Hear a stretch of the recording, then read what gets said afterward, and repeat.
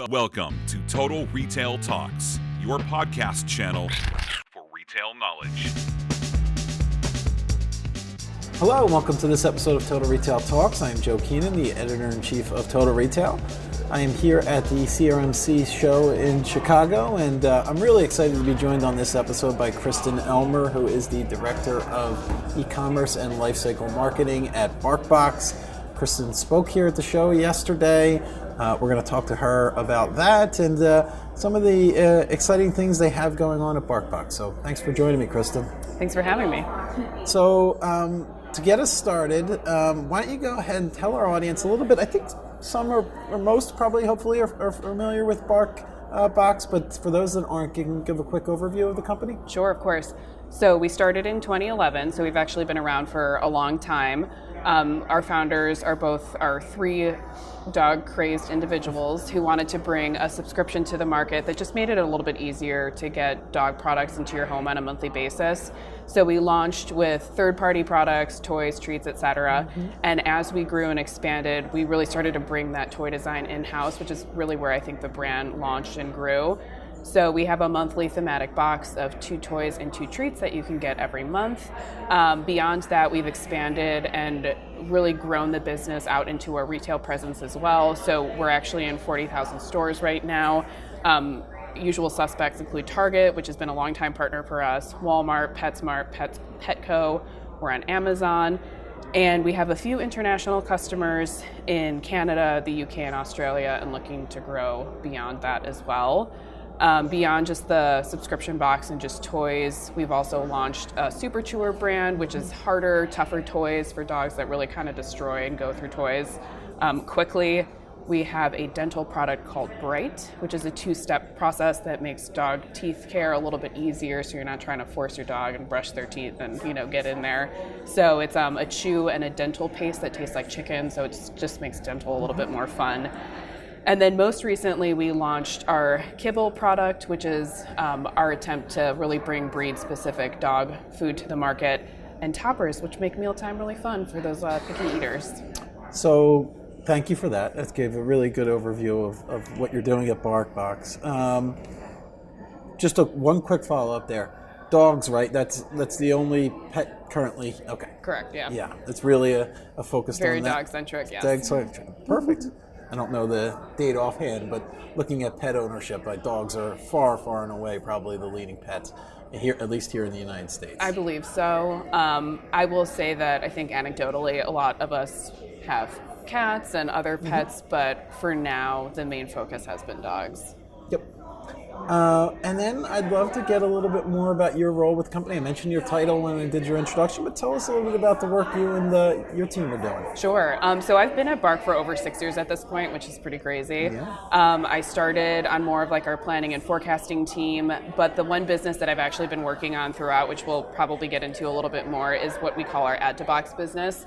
So as a subscriber, once you're in our world, we have an exclusive platform where we offer you more like fun toys, treats, Bright. You can do upgrades like doubling your box, things like that. So I've been focused on that business for the past 6 years. And then beyond that too, my role and scope has gone into just like general e-commerce on our D2C website. So focusing on our homepage as well, just to improve conversion there and make sure that customers that are hitting the site are kind of getting through our funnel. And then CRM and just general marketing data falls under me as well. So I have pretty broad scope at this point. You've got your hands full. I do, yeah. I have a pretty big team at this point. You'll need it, right? Yes. So you spoke here, as I mentioned, at CRMC, and you talked a lot about powering next-gen personalization. I think that falls into that later piece about the CRMC and just kind of general marketing and how you're engaging your customers. Can you talk a little bit about the strategy there at Bark around personalization? Yeah, of course. So the add-to-box business that I mentioned, I already introduced it a little bit, but really it's a platform where we can continue to engage our customers a little bit more once they're into the box subscription.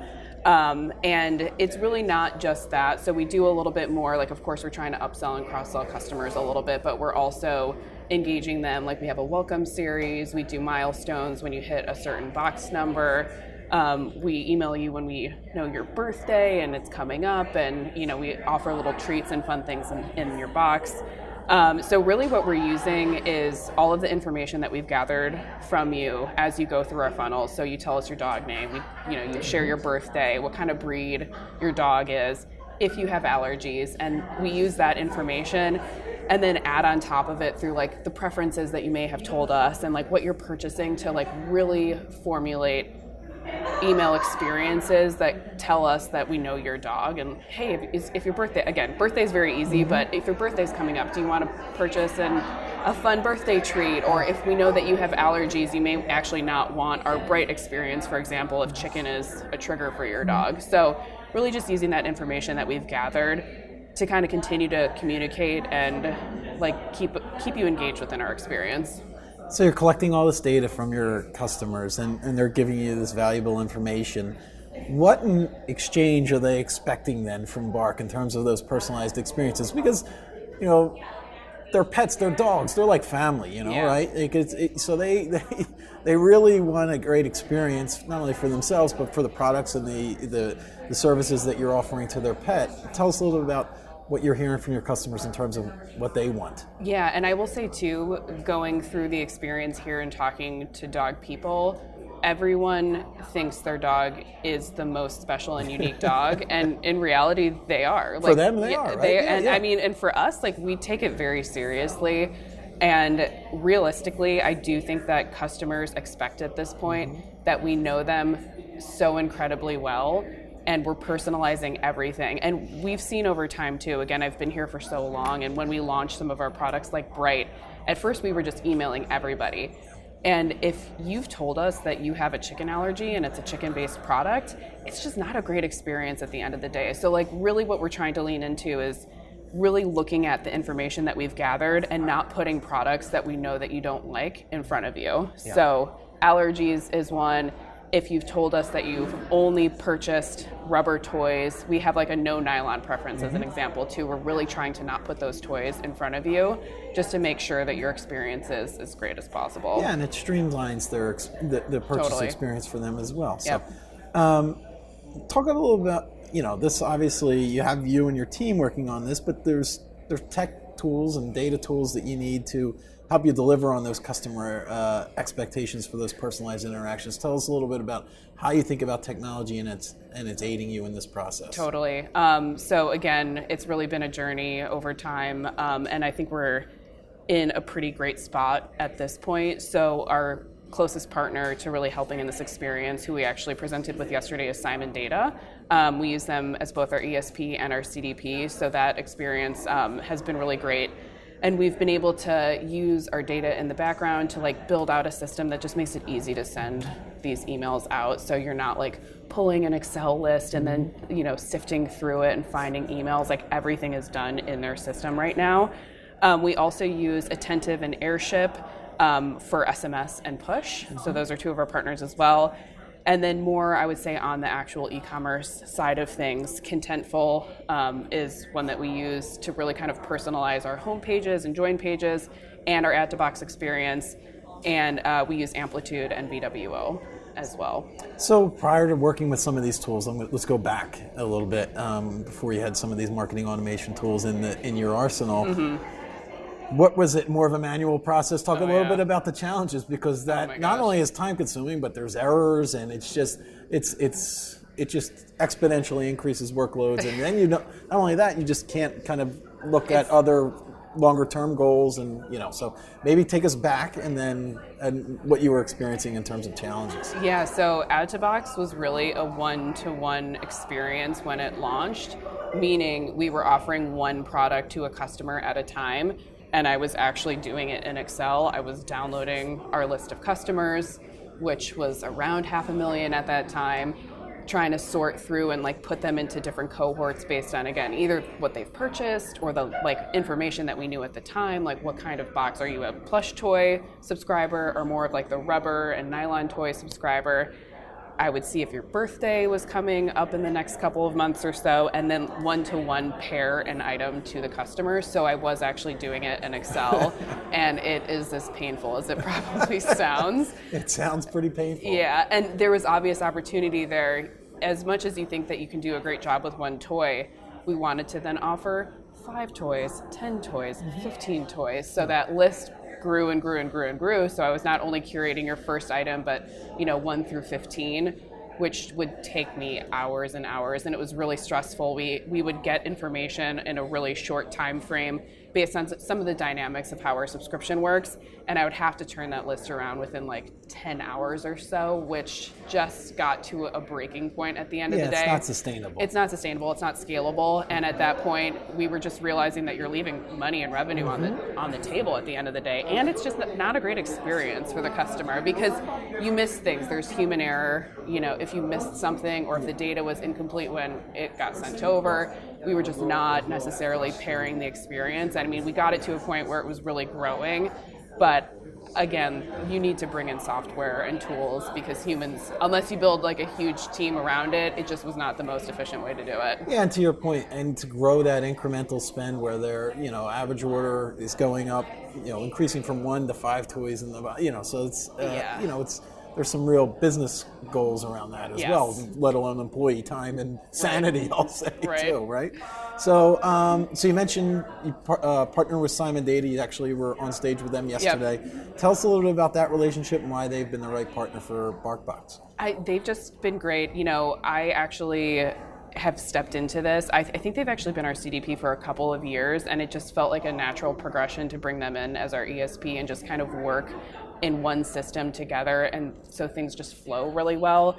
They're great. It's been nice to meet them in person here, and it's just been like a really easy, great tool. When we do assessments, the team overall is really happy with how we're working with them, I don't know, it's just been great. So as you know, you can't stand still, right? So you got to be continually thinking about ways that the customers' needs and wants are evolving, and they have high expectations of every brand that they're interacting with. Tell us a little bit about, as you think about what's to come from BarkBox, how you can continue to improve that customer experience, things that you're doing from an e-commerce and a marketing side. I think the biggest thing that we're actually working on is really unifying our site experience, so that should be happening within the next year, we'll say. Right now, we have a handful of websites where a customer can kind of go through a flow, and the back end is a little bit unified, but realistically, if you sign up for our one subscription, if you want to add another subscription or you want to change the cadence, we can do it, but it's just not the best holistic experience at the end of the day. So I think bringing one site experience to the market where customers can really see the broad breadth of everything that we have to offer is just going to make the experience better. I think it's going to unlock more personalization opportunities, especially like in the retention space, loyalty, all of that. We have a Shopify website now and looking to kind of grow and again unify the full experience. So that's really on the horizon for us. Yeah, that'll be a big undertaking. But to your point, it'll pay off, the dividends there that you can see from getting that completed. Well, I want to take the opportunity to thank Kristen Elmer, again of BarkBox, for joining me here at CRMC. Thank you for the time, Kristen. Thanks for having me. Thanks for listening. For more information on this podcast, please check out our podcast channel page at mytotalretail.com/podcasts for show notes. Total Retail Talks is available on Apple Podcasts, Google Podcasts, Stitcher, and Spotify. Make sure to subscribe on our podcast channel page as well. If you've enjoyed this episode, please take a few moments to rate and review this podcast. Thanks, and until next time, this has been Total Retail Talks.